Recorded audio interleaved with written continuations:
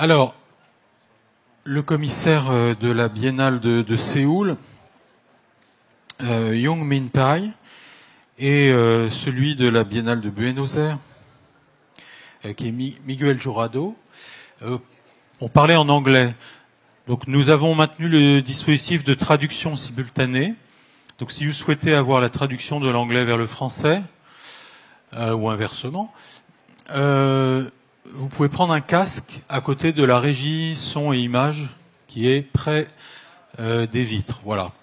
Je le précise, et donc, comme tout à l'heure, c'est le français sur le canal 1 et l'anglais sur le canal 2. Alors, bon, merci messieurs, en tout cas, d'être tous là. Alors, on a une femme, j'allais le dire. C'est pas la commissaire, c'est pas une commissaire. Pour le moment, on n'a pas choisi de confier ces fonctions à une femme. On le remarquera au passage. On a peut-être oublié d'en inviter une. Vous nous le direz si vous savez qu'une femme est commissaire d'une biennale. C'est pas le cas de la prochaine à Venise, c'est pas le cas de celle de Rotterdam. Voilà. Voilà, très bien. Formidable. On va l'inviter la prochaine fois. Et donc, alors, je ne sais pas par lequel commencer. Peut-être par nos invités qui sont venus très loin, de Corée et de Buenos Aires, pour nous expliquer leur position. Parce que la première question que moi j'avais envie de vous poser, et vous pourrez en poser tous plein d'autres, et en soulever plein d'autres évidemment, c'est une biennale, c'est une biennale pour qui ? Est-ce que c'est une biennale pour les professionnels ? On parle de biennale d'architecture et d'urbanisme. Ici, c'est architecture, urbanisme, design. Pour qui ? Pour les professionnels ? Pour le grand public ? C'est payant comme à Venise ? C'est gratuit comme ici ? Alors la biennale, d'abord, avant de se poser la question de ce qu'on y fait et comment on le fait, c'est pour qui ? Alors, Miguel Jurado, est-ce que vous pouvez nous expliquer la position de la biennale de Buenos Aires ? Vous avez un micro là. Ah, voilà. Hola, hola. Hello. Alors, donc vous parlez très bien espagnol et un petit peu anglais. Yes. Donc vous allez lire un texte. Then I have to read. To read something. I want to be brief, short. Exhibiting, discussing, critiquing, and communicating are some of the actions that expand the scope of the art and architecture. Why I am talking about art? Because since 1895, when the first edition of Biennale of Venice opened its doors, the art exhibition format has expanded throughout the world to include other disciplines. Since 1980, the Venetian exhibition alternates with the architectural version.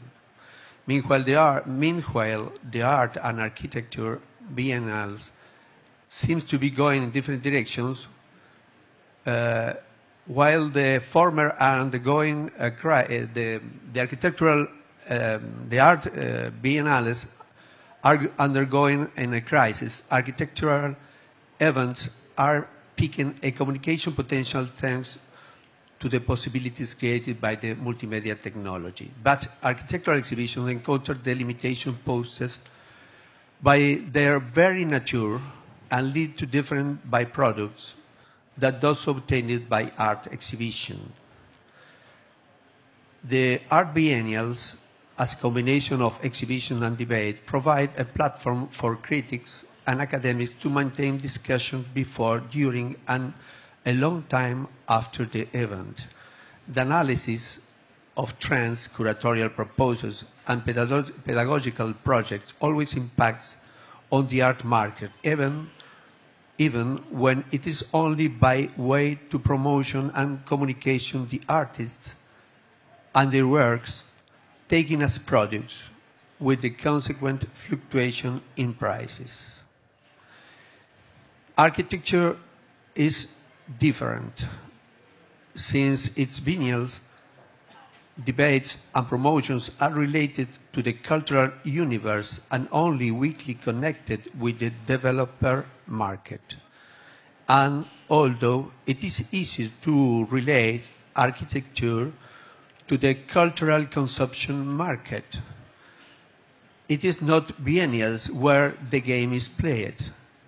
This takes place in trade journals or in not specialized publication and other communication media that reach the general audience as well as the investors.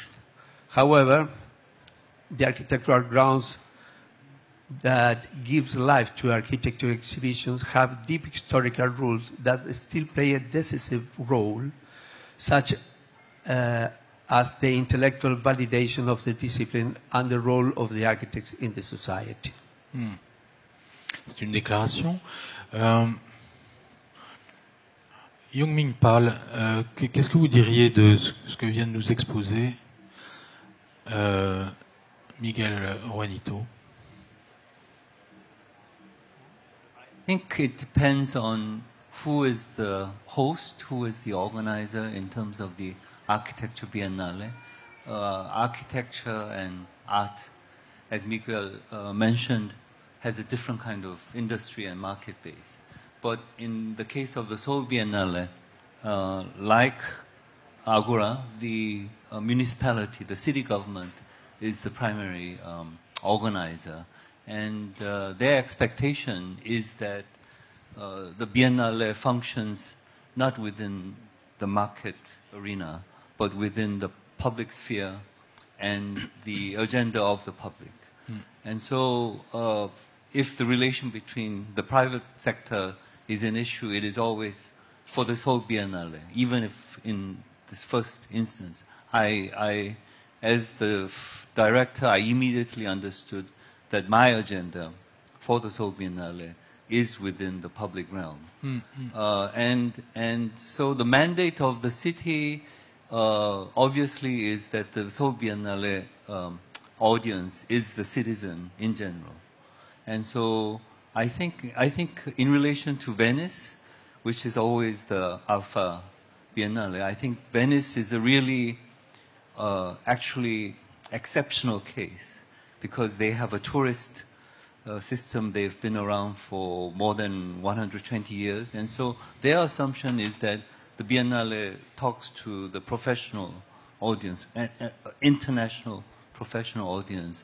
But with Seoul, a metropolis of 10 million, the wider metropolis is 25 million. And so in a way, you base it on the citizenship, and then of course you have to also bring in the international audience. But for the city, I think it's always first the relation with their citizen, but with the idea that the Biennale can bring in an intellectual and cultural agenda that speaks to a wider international professional audience. So I think it's very different, and for us, I think, and this was something that was obvious when I was coordinating this with the city and the mayor, is that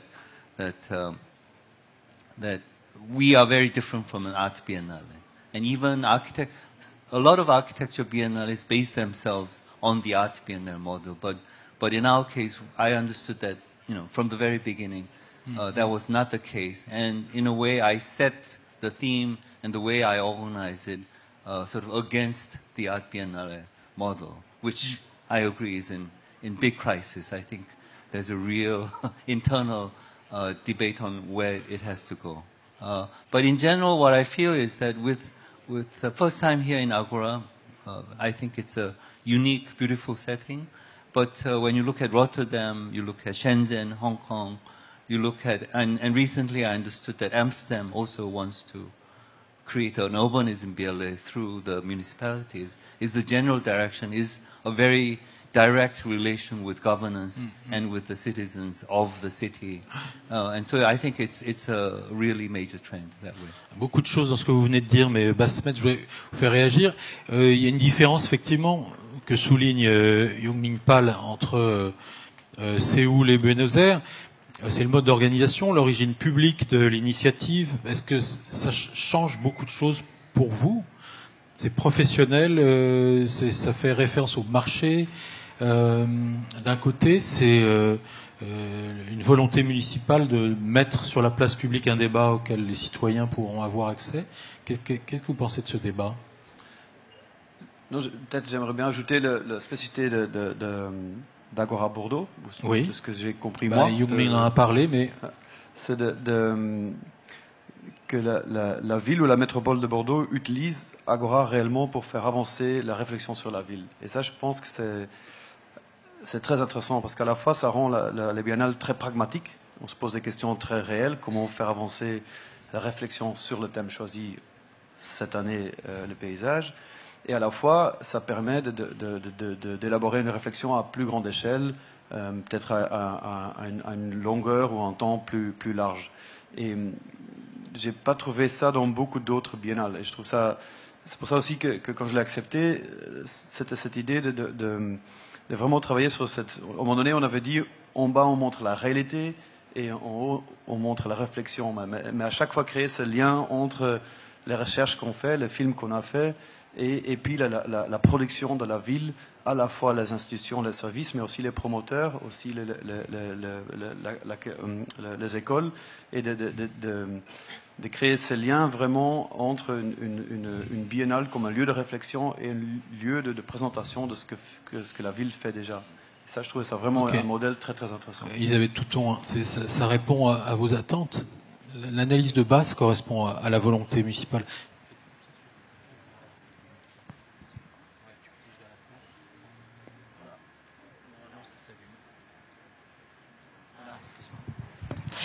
Oui, ce que vient de dire Bas, c'est effectivement tout à fait l'objectif que nous recherchons, mais ce qui vient d'être dit sur Séoul est aussi tout à fait vrai. Je crois qu'on a exactement le même objectif, c'est-à-dire que ce moment, ce temps, soit évidemment un temps d'échange partagé et partagé avec un public le plus vaste possible.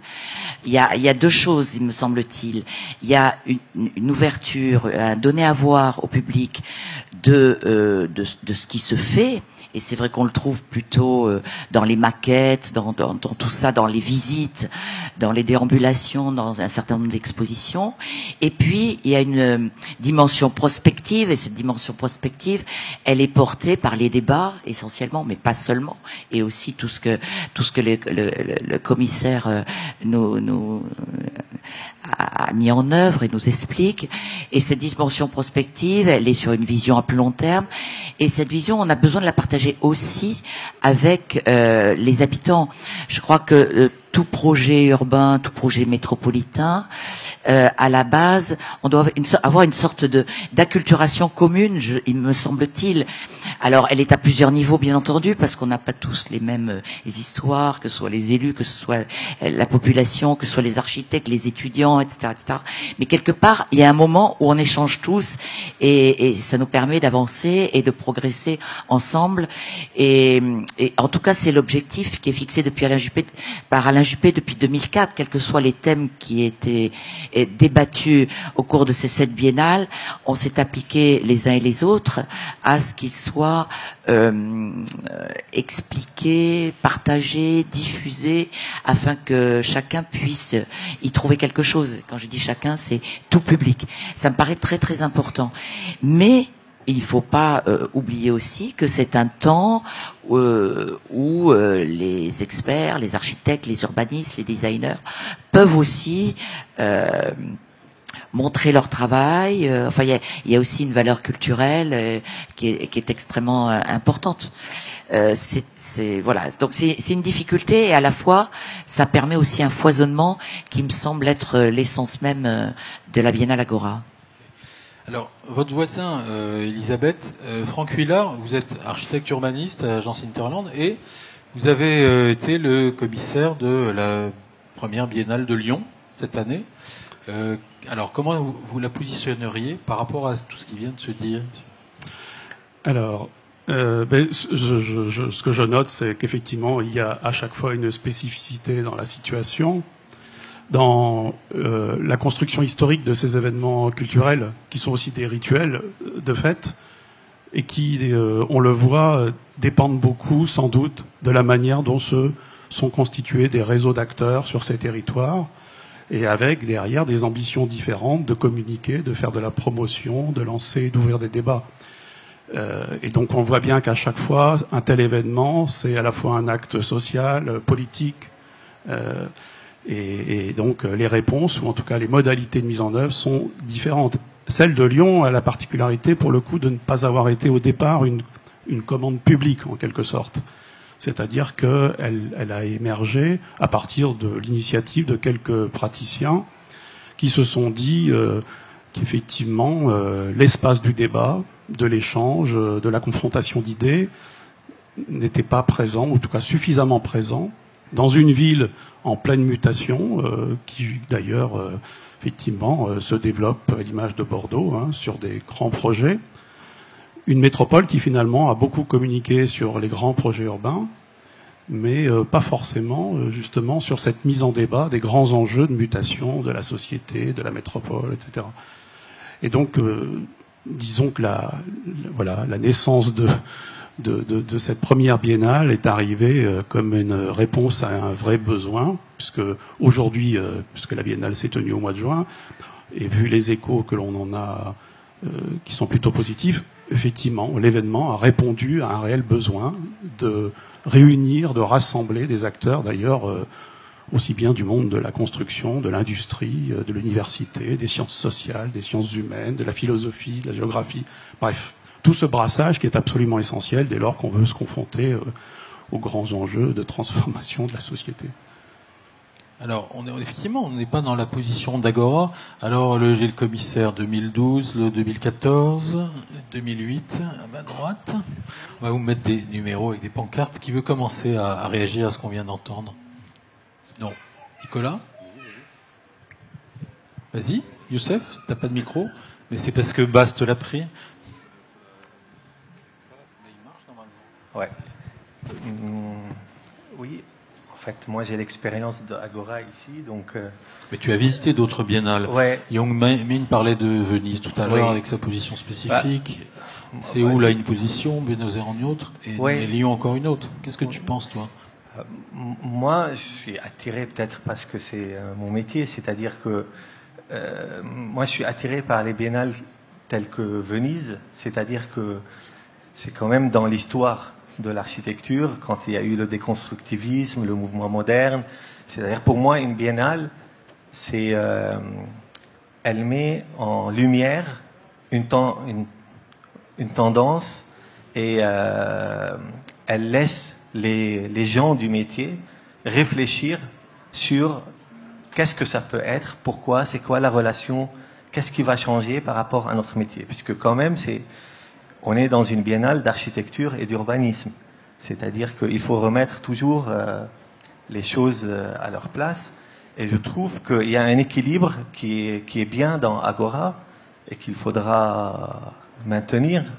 C'est toujours parler à une échelle, une vision, et laisser les gens vraiment débattre et puis même proposer, dire voilà, il y a une vision, c'est vers là qu'on y va, et qu'est-ce que pensent les gens du métier, parce que c'est eux finalement qui vont construire, c'est eux qui vont faire avancer les choses, c'est eux qui détruisent, c'est eux qui vont faire des choses qui sont pas bien.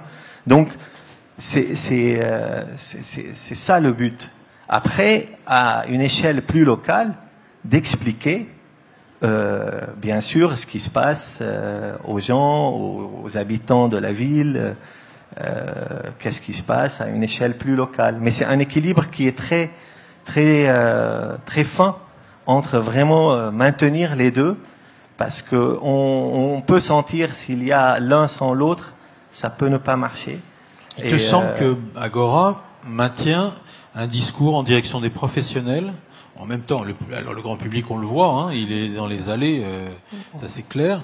Mais tu penses qu'elle maintient son niveau d'exigence vis-à-vis des professionnels? Moi, je pense qu'elle maintient, mais moi personnellement, j'aimerais qu'elle aille encore plus loin dans cette idée que ça devienne une référence vraiment par rapport au métier, comme on attend la Biennale de Venise, en disant voilà, qu'est-ce qui va se passer, qu'est-ce qu'ils racontent les architectes, Et c'est quelque chose qui doit toujours lever vers le haut la pensée de notre métier. C'est un peu la théorie de notre métier. Et où va vers... Après, il y a des gens qui sont d'accord, pas d'accord dans notre métier, mais que ce soit vraiment, oui, à l'échelle internationale, ce qui est le cas. Mais moi, je le maintiens encore plus. C'est-à-dire que vraiment, c'est ce que j'aime dans Agora, et c'est ce que j'aimerais que ça reste perçu et vécu. Parce que le caractère international d'Agora, Elisabeth Touton, pour le moment, ce sont des villes du monde entier qui ont envie d'amener leur regard sur l'aménagement de leur environnement, qui viennent. Mais on n'a pas, pour le moment en tout cas, à côté du commissaire général, des commissaires de pavillon, comme à Venise, qui vont amener chacun une proposition sur un thème donné. Donc pour le moment, on a quand même le regard porté par des cinéastes, là en l'occurrence, sur d'autres villes.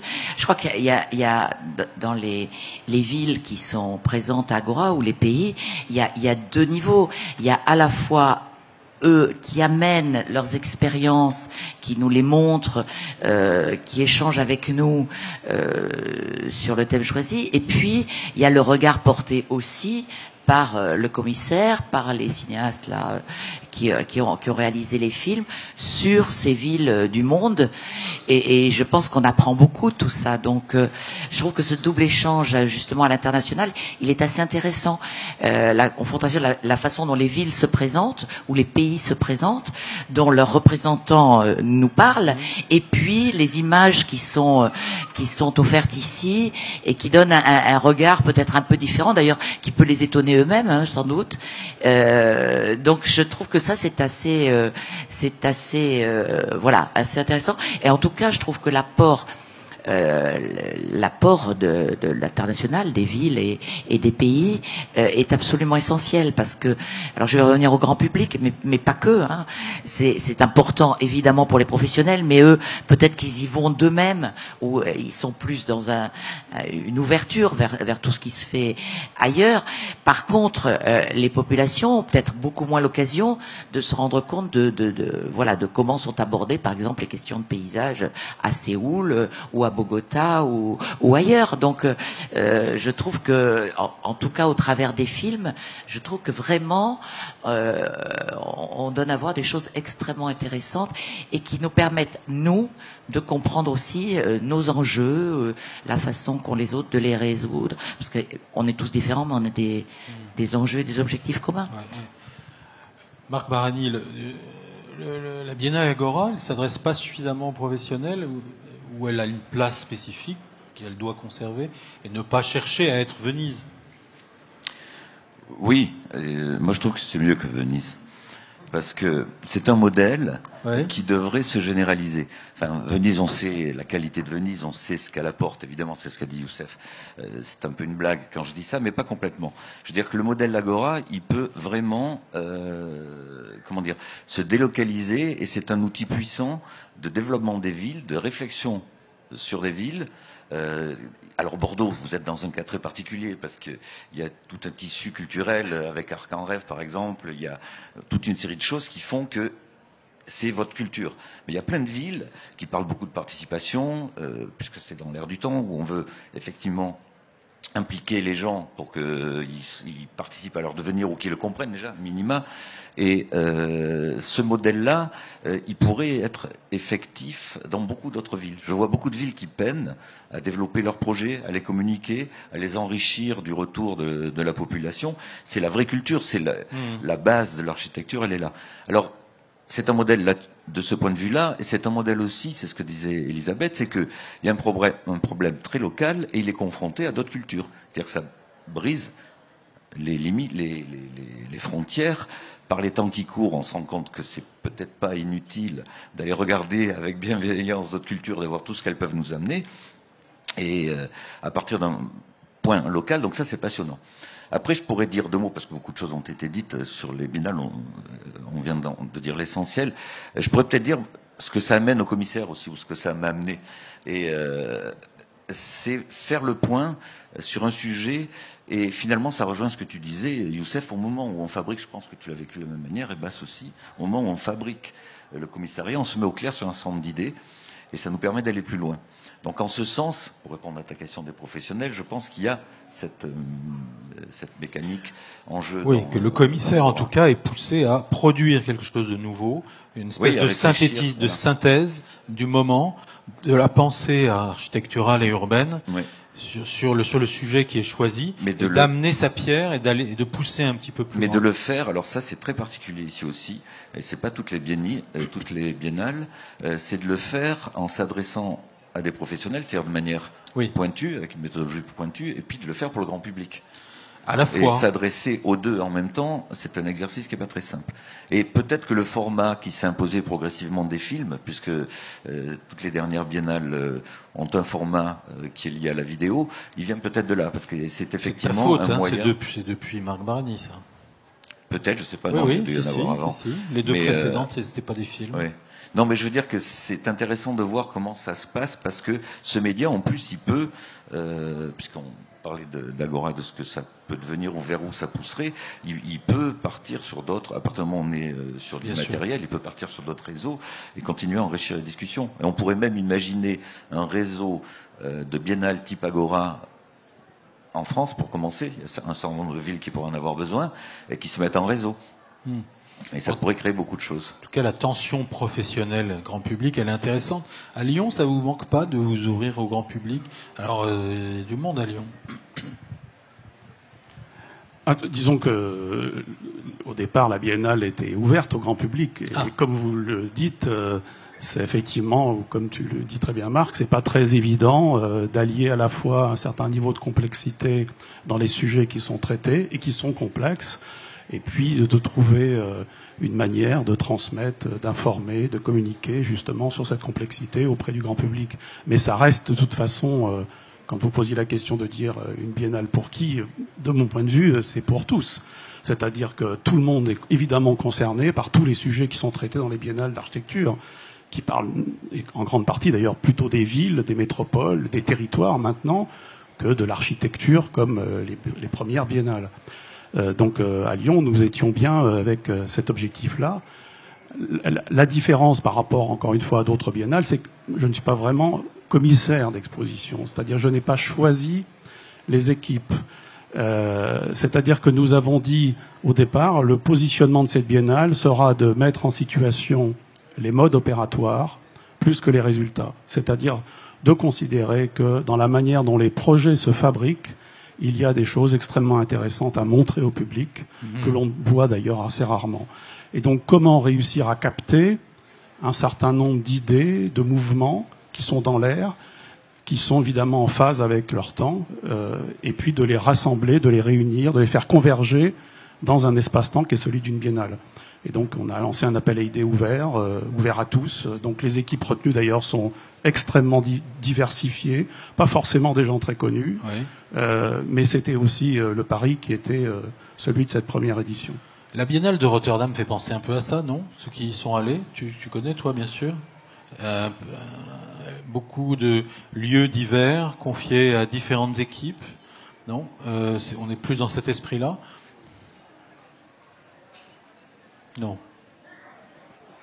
Non. Bon. Pas d'avis.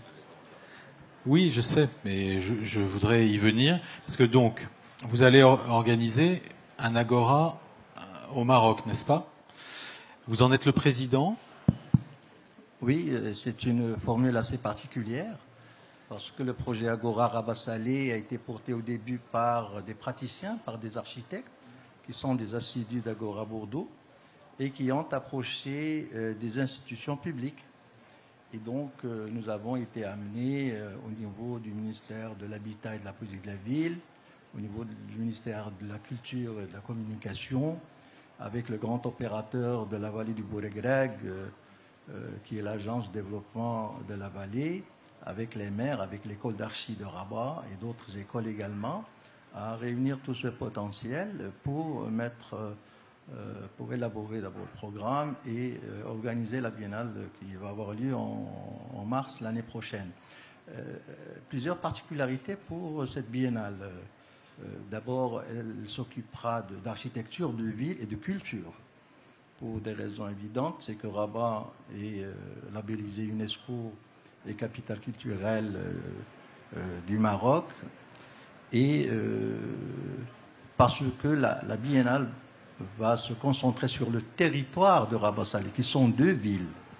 Et donc, c'est 2 villes millionnaires. Nous sommes dans un territoire de 2 millions d'habitants, mais avec des dissemblances. Rabat est une capitale, avec un tissu ancien, comme Salé, mais qui ont connu des évolutions très divergentes dans le temps. Et donc, avec un débalancement au niveau des projections des deux villes. Autre spécificité, peut-être, pour l'Agora de Rabat Salé, c'est que l'objectif premier serait de réunir, bien sûr, avec les architectes, les projets, la présentation et quelques grandes manifestations artistiques et culturelles, de permettre pour la première fois aux institutions publiques, aux collectivités territoriales, aux intervenants dans le milieu, qu'ils soient architectes ou qu'ils soient promoteurs, etc., de parler avec les citoyens. C'est que jusqu'à présent, le développement du tissu urbain, les projections de la ville, tous ces schémas sont jusqu'à aujourd'hui monopolisés par des techniciens. C'est-à-dire, à l'intérieur des agences, il y a des gens qui décident que là, il va y avoir un quartier de villas, là, des immeubles, là, un quartier industriel, ainsi de suite. Et parfois, il y a des révisions douloureuses, des affectations premières de ces zones-là, sans que les habitants aient été consultés de quelque manière que ce soit. Alors, et c'est pourquoi pour nous, avoir l'Agora Rabat Salé, c'est concilier l'avenir des 2 territoires qui se développent de façon très dissemblable, mais également en permettant aux populations, aux habitants, de dire ce qu'ils pensent.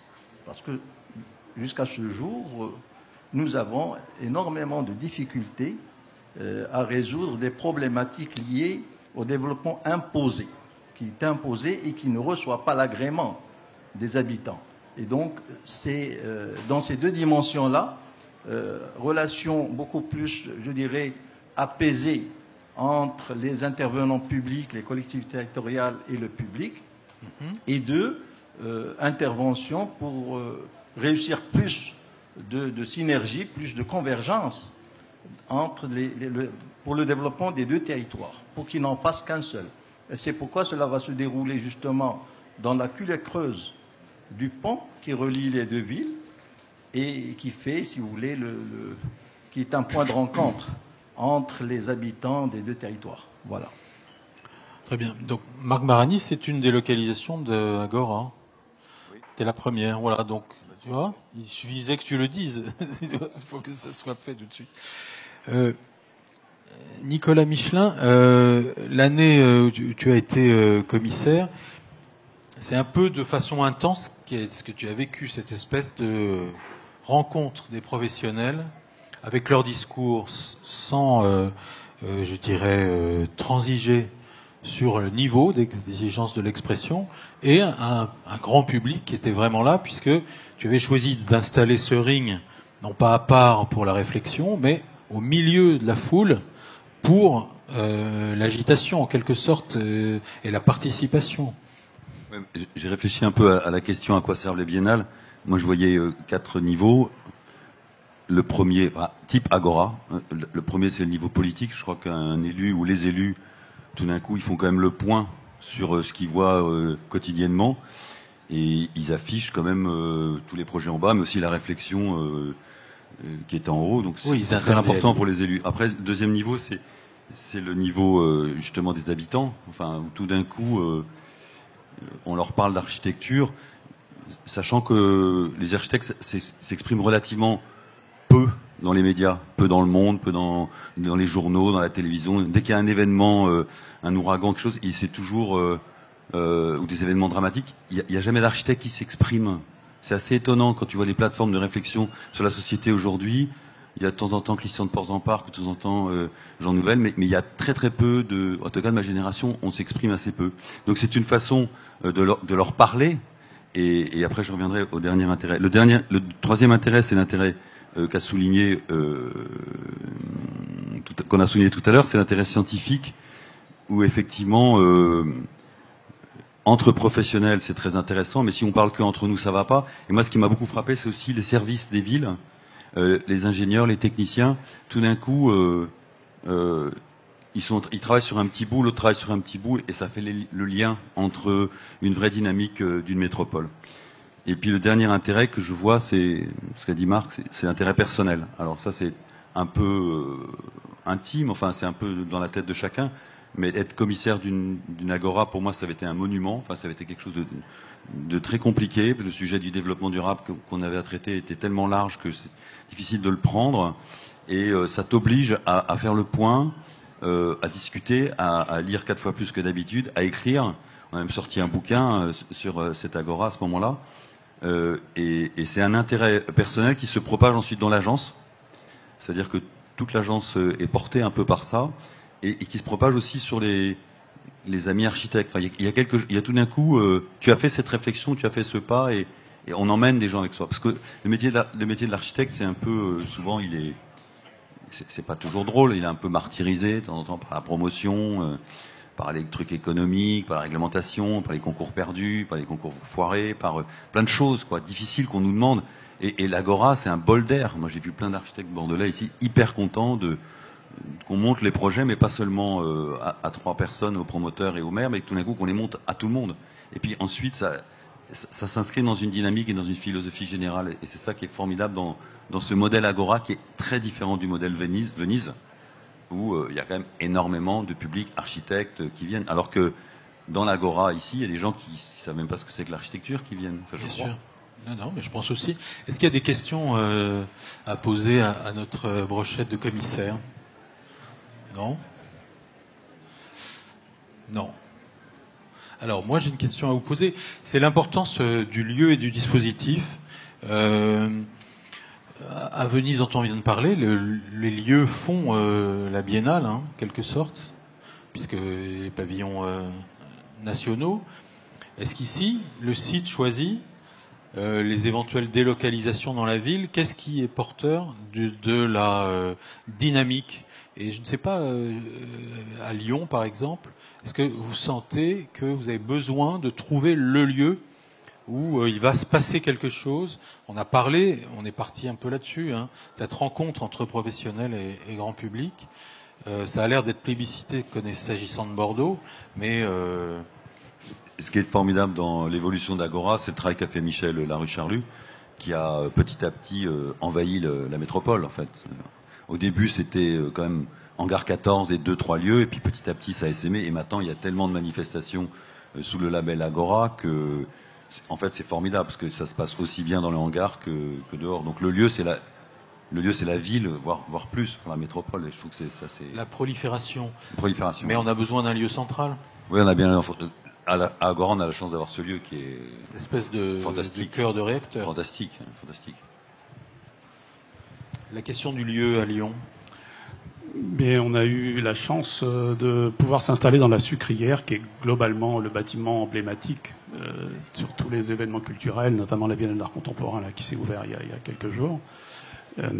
Exactement comme vous le formulez, c'est-à-dire l'espèce de lieu de centralité momentanée qui réunissait à la fois les débats, les expositions, les présentations, les installations, avec déjà des premiers partenariats qui, comme vous le faites d'ailleurs, se sont noués avec quelques institutions culturelles lyonnaises, et j'imagine que ces partenariats peuvent se démultiplier, comme la Villa Gilet, comme évidemment Archipel, la maison de l'architecture. Et ce qui est intéressant quand on commence à solliciter d'autres institutions culturelles, c'est qu'évidemment, le sujet de l'architecture de la ville intéresse tout le monde. Et donc on peut effectivement nouer à un moment donné des collaborations sous un angle plus sciences sociales, sciences humaines, philosophie, ce que j'évoquais tout à l'heure. Et donc on voit à quel point, finalement, les sujets sont suffisamment puissants pour intéresser tout le monde, y compris le cinéma, ça c'est clair. D'ailleurs, 1895, première biennale, naissance du cinéma. Je ne sais pas si c'est bien, mais enfin...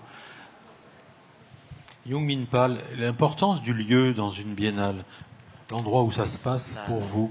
Dans le bâtiment de Zaradine. I think it's essential. Even in Venice, it's been going on for so long. We sometimes sort of think Venice is a general, but the Giardini and the Arsenale is very unique. I think, particularly with the national pavilions in Giardini, it brings a very specific nature to it. And so I think that is the foundation of Biennale, that it should be the place, and why it has a Biennale is also linked to that issue. But with that place-bound foundation of the Biennale, I think another aspect of it that many have already pointed out is the scale and the continuity, and I think the network of the Biennale. And that's why with the inaugural Seoul Biennale, I was very keen on making relations with other biennales. Because I think Venice, the way Venice works is that every 2 years the theme changes radically, I think, depending on who is the director. It changes almost too much, but maybe that is why Venice is Venice. But in the case of Seoul and also with Agora, I don't know, it's because of Bas in this year, but the aspect of landscape, of paysage was very unique to me, you know, and so, and if you know Bordeaux, then obviously it's very important. And so for the way that, for example, Agora expands beyond its place is through the thematic and the continuity that it connects with other cities, places that have specific issues with landscape, with the larger global issues of climate change and the environment. And in the case of Seoul, what I discovered as I was, creating is that one of the central issues for the time being for major cities is production, urban manufacturing. And so you discover that there are several key issues that will connect these different cities for at least decades. Let's say for London, Shanghai, Shenzhen, there were several cities that I didn't know that the central urban policy was directed to that. So for me, the way that the place-based biennales sort of expand and have continuity is through the thematic and through the network of knowledge that's created by this. And we must never, I think, forget the power of scale. A lot of people talk that there's very few cases where architecture and urbanism get this large-scale exposure. And so for Seoul, it was the first time that architecture urbanism was on the streets, and there were banners advertising and promoting. And for me personally, this was very, very powerful. I had never seen architecture and the city all promoted and advertised in this scale. And it does create something quite different. We must always, I think, sometimes biennales are criticized as being spectacles, but I think there is something to this that we should always promote, that we need a scale, a kind of global network to have people, pay attention. Yeah. I think that's very important. Tu es d'accord, Bas? La question d'échelle. Je pense que je vais ajouter un autre aspect que je trouve unique à Bordeaux, c'est que le commissaire, il est évidemment responsable du thème, mais aussi de la scénographie et du graphisme. Et c'est assez particulier, parce que soudainement, quelque part, le thème va influencer la scénographie et le graphisme. Et par exemple, nous, on a essayé avec Irma Baum de créer un graphisme paysagère, si ça peut exister. Et comme le disait Wang Ming, soudainement, ce graphisme inonde la ville. Il y a ces posters partout, il y a ces couleurs partout, il y a ces formes bizarres partout. Et du coup, il y a une sorte d'échelle vraiment étonnante.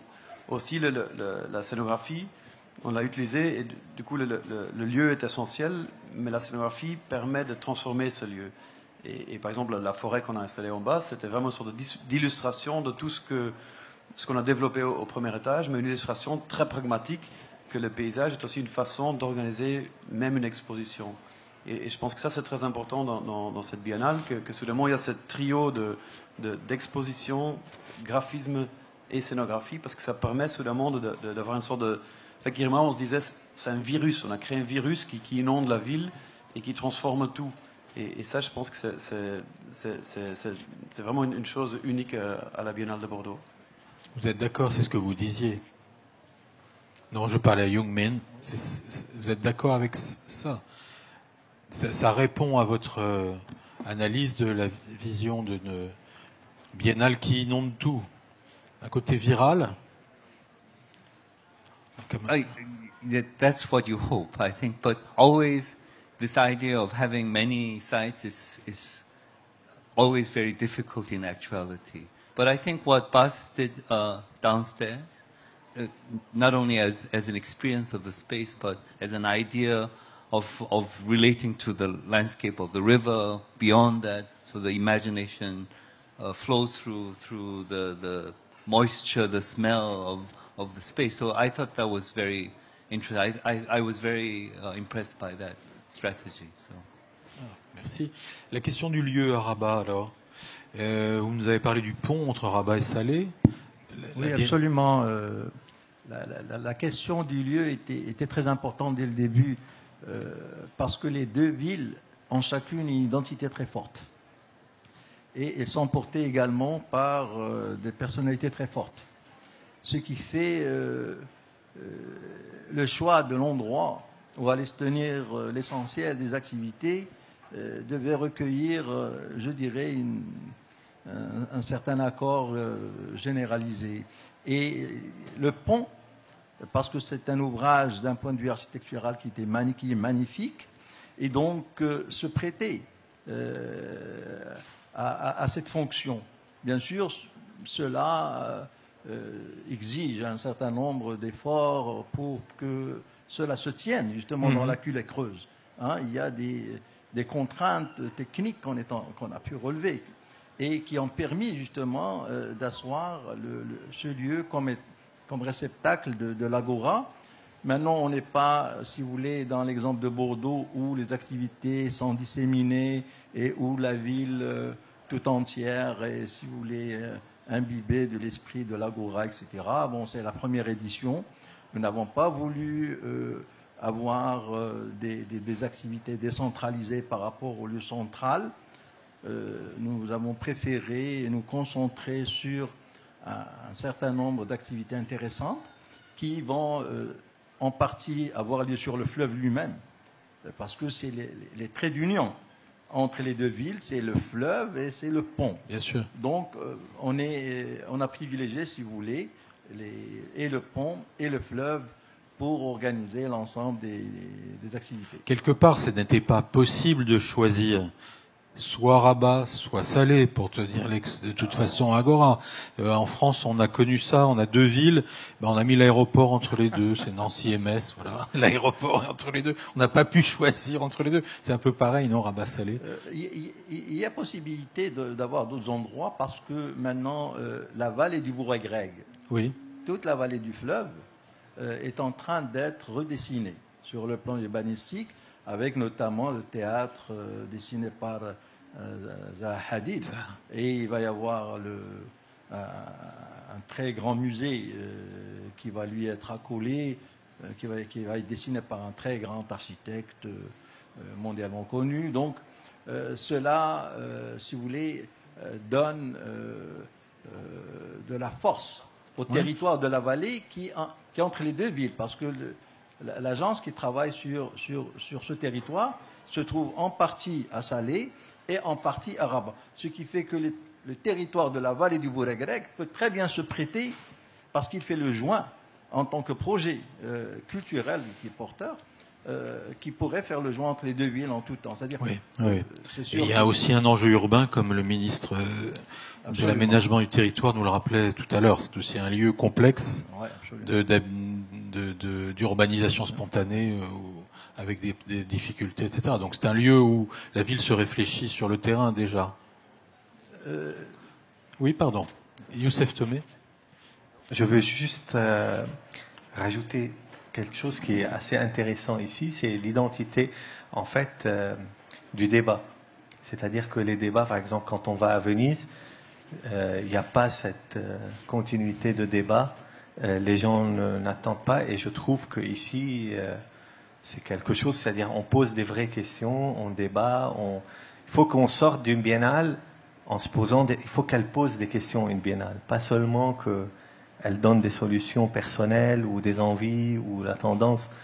Et je trouve que les débats à Agora, regardez, c'est-à-dire que c'est continu tout le temps, c'est plein, et je pense que c'est pour ça que c'est exportable, parce qu'il y a vraiment cette idée de débat qui est Agora, où on débattait avant, et où il y a un thème qui engendre plusieurs professeurs, c'est-à-dire les professionnels, les habitants, et je trouve que le débat résume un peu Agora.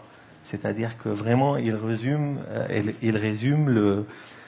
l'essence de Agora, qui est cet équilibre entre public et profession, et qu'il ne faut pas le perdre. Il faut pas le perdre. Ouais. J'ai entendu dire oui à ma droite, mais c'était Nicolas. On dit tous oui. Oui. Bon, il n'y a toujours pas de questions ? Peut-être rajouter une chose qui est un peu spécifique de cette édition quand même sur Bordeaux, c'est qu'en fait, à partir du thème d'Agora, cette année, a été développé l'ensemble de la saison culturelle. Oui. C'est-à-dire qu'en fait, le thème du paysage, depuis le mois de mai dernier, est le thème de l'ensemble des manifestations, des expositions culturelles qui se sont développées dans la ville et qui vont continuer d'ailleurs tout le long du mois d'octobre. Et ça a donné ça aussi une sorte de dynamique. Alors c'était voulu parce que c'était lié à l'arrivée de la ligne à grande vitesse, et on trouvait que le thème du paysage était très fédérateur, et tous les musées, toutes les associations culturelles, tous les artistes de la ville ont travaillé sur le même thème. Et ça, je trouve que ça a été encore en plus une force cette année. Ça rejoint peut-être un peu l'alliance art et architecture. Cette année a été un peu spécifique à ce niveau-là, puisque le thème du paysage, vraiment, il a été décliné dans toutes les institutions et dans toutes les associations et par tous les artistes. Je crois que ça a donné de la force aussi à notre biennale. Alors, oui, allez-y.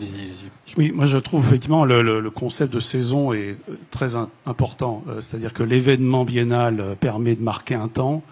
Ça devient effectivement un rituel, mais il est très important de comprendre ce qui se passe avant et après chaque biennale, et donc de faire en sorte que pendant l'événement puissent être générés un certain nombre de nouvelles mises en réseau, de projets qui se poursuivent, ou d'échanges qui vont construire là des nouvelles collaborations, pas simplement d'ailleurs pour les professionnels, c'est-à-dire comment le public lui aussi va pouvoir se saisir de ce qu'il aura compris pendant ces événements, et comment il le restitue, et comment on continue effectivement de construire un suivi, des répliques en quelque sorte de l'événement après l'événement.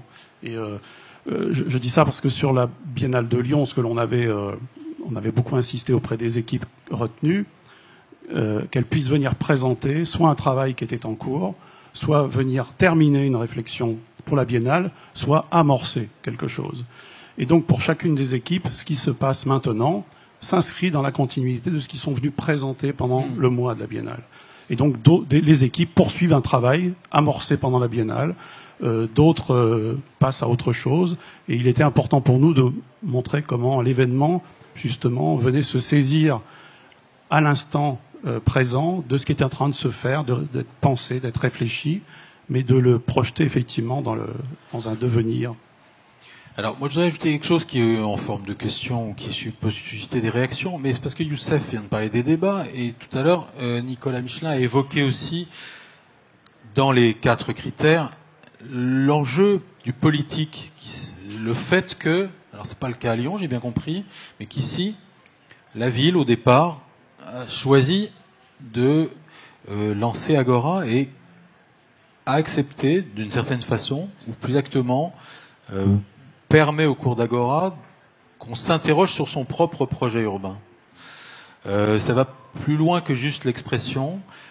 moi j'estime que tous les gens qui interviennent sur les débats, quelque part, se mettent en danger intellectuellement, parce que, comme dit Youssef, c'est capté, il y a du monde pour écouter à chaque fois.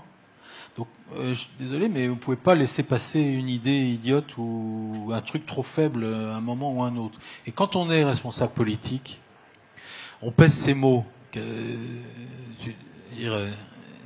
Elisabeth Touton le vit depuis la première fois où elle est intervenue dans un débat. L'homme politique prend un risque, parce qu'il est dans un contexte open. C'est pas cadré par une démarche administrative ou réglementaire. Et quelque part, la mairie de Bordeaux, demain la métropole, met en débat, met en jeu son propre débat, son propre projet et ce qu'elle va développer. Alors ça a été les bassins flots au premier Agora en 2004, où il y a eu un débat très très chaud sur ce qu'on devait y faire ou pas y faire. Quand on a mis en débat, faut-il démolir les trémies de la place Péberlan, ça a été un débat très très chaud également. Bon, je vais pas reprendre tous les exemples, mais je tire mon chapeau, je souligne que le pouvoir politique prend ses responsabilités, mais prend des risques aussi. Je pense qu'on prend plus de risques à ne pas échanger, à ne pas partager. Donc je crois que en réalité, oui, on prend des risques. Si on n'est pas capable de ce genre d'exercice, c'est d'autant plus difficile après d'aller expliquer les politiques qu'on mène. Donc, je pense qu'au contraire, là, on est en amont d'un certain nombre de choses. Ça permet au contraire d'entendre, voilà. Oui, mais ça passe par une audace que tous les politiques n'ont pas dans toutes les villes de France. Voilà. Ouais, mais de se dénuder à un moment donné. Tu te dénudes ou le politique il prend aussi de la force par rapport à une argumentation de promoteur. Enfin, il a souvent des projets qui sont présentés sous l'angle économique, sous l'angle il y a une parcelle, il faut qu'on construise, il y a des très grands groupes. Enfin, je ne veux pas mettre le monde de la promotion à côté puisqu'on l'a intégré complètement dans Agora, mais souvent les arguments viennent de ce côté de la promotion privée, de l'économie. C'est pour ça qu'il faut faire ça, c'est pour ça qu'il faut retirer ça, c'est pour ça qu'il faut, etc., etc. Tout d'un coup, le politique, pour répondre à ça, il a pas seulement son avis réglementaire, etc. de ses services, il a tout d'un coup un avis porté par les urbanistes et les architectes qui interviennent au débat Agora, et il retrouve une force de contester certaines choses. Moi, je prends pour les bassins à flot, par exemple, qui est né après l'Agora 2008, parce que les bassins à flot ont commencé à peu près juste après 2008. Oui. Ça a été assez souvent bien au démarrage de dire on va faire comme ça parce qu'on l'a pas expliqué à Agora, mais si en fait d'une certaine manière on l'a expliqué à Agora. Et vous voyez bien les promoteurs qui voulaient pas travailler avec cette façon d'atelier, je pense que c'est ça qu'il faut faire. Et le politique pouvait répondre à ça parce qu'il avait compris ce que c'était qu'un atelier. Oui, il y a eu le débat sur l'atelier. Oui, absolument. Et ça sert à ça, ça sert à donner des arguments à Alain Juppé, mais aussi à tous les services finalement, à tout le monde, aux élus et pas que. Je crois que ça tient beaucoup. Moi, je voudrais quand même rendre un hommage à Michel Laroche-Charlu qui a organisé toutes ces biennales. Ça serait impossible de faire une biennale comme Agora s'il n'y a pas une personne qui sait comment le porter, trouver l'argent, inviter les bonnes personnes. Voilà quoi. Donc Agora ailleurs, ça veut dire peut-être un très bon commissaire, mais un très bon portage. Bien sûr. Avec une direction qui porte tout ça. Et qui mobilise toute la ville, parce que voilà. Il y a eu le travail des relations internationales pour faire le débat de début d'après-midi. C'est pour ça que moi, on revient à la question du lieu, je trouve que la formule Agora fonctionne parce qu'il y a ces trois choses. C'est-à-dire il y a les débats, le commissaire qui a sa scénographie et l'étage en bas. Personnellement, je trouve que ça commence à grandir et ça manque de place. C'est-à-dire, quand je disais que on parle de Venise, moi je pense que le débat devient un élément central, il prend la place par rapport à la scénographie, par rapport à et ses demandeurs. Michel, elle a été chercher dans la ville des endroits, des lieux, mais je trouve que l'idée de centraliser, elle est bien. Peut-être qu'il faut rajouter un étage. Il y a un étage. Non, mais c'est vrai. Mettre les voitures c'est-à-dire que je pense que c'est vraiment devenu un patrimoine. Il faut aller de l'avant, plus de moyens, plus de scénographie, et garder ces trois choses et en devenir vraiment, c'est-à-dire on sent que c'est en exponentiation, mais il faut que les moyens suivent. Le sujet va se mettre. Non, je pense que c'est une question espace-temps. Plus que de l'espace, il faut plus de temps. Le fait de faire tout ça et de le montrer que 5 jours, c'est quand même très peu. C'était 3 jours au début. Oui, chaque fois un peu plus, mais je pense qu'il faut un peu plus de temps qu'un seul week-end. Bon, une revendication. Une note, Elisabeth. Vous vouliez réagir, pardon, tout à l'heure, je vous ai pas passé la parole tout de suite. Sur effectivement ce rapport aux politiques, disons qu'on va voir quelle sera la prochaine biennale à Lyon, mais il est clair qu'elle ne se serait pas faite sans qu'il y ait un accord politique, de fait. C'est-à-dire que même si toute l'organisation a été soutenue par des entreprises privées, enfin en tout cas majoritairement, il y a quand même eu un accord tacite pour que la biennale existe. Ce qui va être intéressant de voir, c'est comment aujourd'hui le politique va se saisir de cet événement et donc peut-être le transformer, peut-être se l'approprier différemment. Mais ce qui était intéressant, je trouve, dans le modèle que l'on a proposé, c'est que l'on a pu aussi à un moment donné mettre en débat des sujets extrêmement sensibles, alors que le président de la métropole et maire de Lyon était devenu ministre de l'Intérieur. Le sujet portait sur la question de la ville refuge et des migrants, et qui a quand même pu évidemment se tenir pendant le mois de juin. Bon, et donc je trouve pour le coup plutôt rassurant de pouvoir mener ces débats. Et là, je suis complètement d'accord avec vous sur le fait qu'il vaut mieux se confronter à des avis, à une forme de dispute dans le dialogue que de rester muet. Très bien. Écoutez, on va s'arrêter là, si vous voulez bien. On pourrait effectivement avoir des débats. Vous vouliez parler une dernière fois ? Vous vouliez dire quelque chose ? Non ? Ça va. Je ne veux pas vous couper, mais on a 20 minutes de retard. C'est juste parce qu'on fait un peu ancien combattant pour certains d'entre nous. Donc on a envie de parler de nos expériences passées et d'analyser ce qui... Bon, on a dit beaucoup de choses, je pense. On va remercier surtout, je pense, nos commissaires étrangers, présidents de la future biennale Agora Rabat, Maroc. Non mais je suis né à Rabat, c'est pour ça que je dis Rabat, évidemment. Rabat Salé, Maroc. Young-Ming Pal, vraiment merci. Séoul a été un événement cette année avec aussi le congrès de l'Union internationale des architectes. Miguel Jurado, on vous a pas laissé beaucoup la parole, mais il y a eu des soucis de langage. On n'a pas amené le bon traducteur, c'est pas grave. Mais c'est bien que vous soyez là, que vous participiez. On va échanger, vous pouvez écrire, dire des choses. Et puis voilà, un nouveau commissaire au tableau des commissaires généraux d'Agora. Bravo Bass en tout cas. Et puis c'est pas fini, on continue demain encore. Youssef Tomé, Marc Barani, Nicolas Michelin. Merci Franck Huillard. Merci Elisabeth. Je vais donner la parole, si vous voulez bien, à Michel, parce qu'on a une triste nouvelle malheureusement. Tenez Michel. Bonsoir. Alors je voudrais vous demander d'avoir une petite pensée pour 2 personnes. La première personne, c'est Danielle Martinez, qui est morte cet hiver. Danielle était la directrice de la base sous-marine. C'était une amie d'Agora, comme nous sommes des amis de la base. Et c'est aussi en pensant à elle que nous avons demandé à Nathalie Lamire-Fabre, qui était une de ses grandes amies, d'être la commissaire des 2 expositions qui ont lieu en ce moment à la base dans le cadre d'Agora. Alors la deuxième personne, c'est plus difficile et j'espère vraiment que je ne vais annoncer cette nouvelle à personne. C'est la mort tragique de Jérémy Buchholz, avant-hier. Il s'est tué en moto dans Bordeaux. Alors Jérémy était photographe, il avait 40 ans. On le connaissait très bien pour des tas de raisons. Depuis 15 ans, c'est lui qui suivait l'évolution du projet urbain. Donc les photos avant, après, que vous connaissez sans doute, ce sont les siennes. Il avait été, pour sa petite maison rive droite, lauréat des prix d'architecture d'Agora. Donc c'était aussi un ami de l'architecture.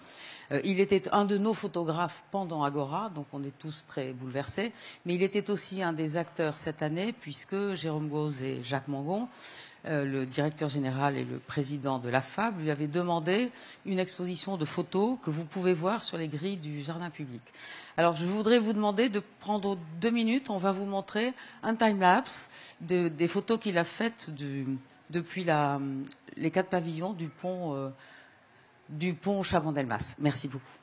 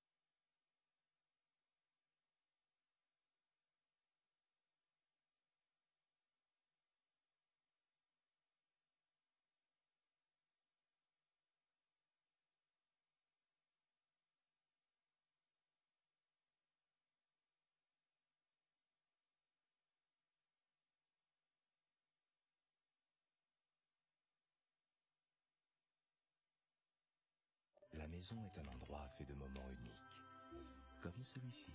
Là, je...